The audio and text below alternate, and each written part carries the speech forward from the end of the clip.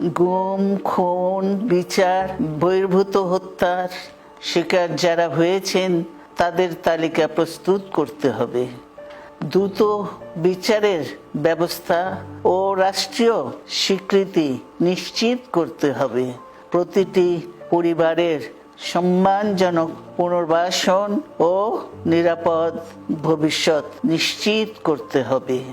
প্রিয় দেশবাসী, আমাদের সামনে যে সুযোগ সৃষ্টি হয়েছে নতুন করে গণতান্ত্রিক ব্যবস্থাকে প্রাতিষ্ঠানিক রূপ দেওয়ার, তা আমাদের দ্রুত সম্পন্ন করতে হবে।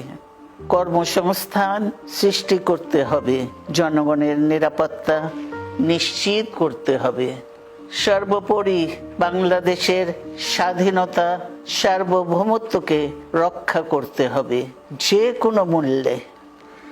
বীরের এই রক্তস্রোত, মায়ের অশ্রুধারা যেন বৃথা না যায় তা নিশ্চিত করতে হবে।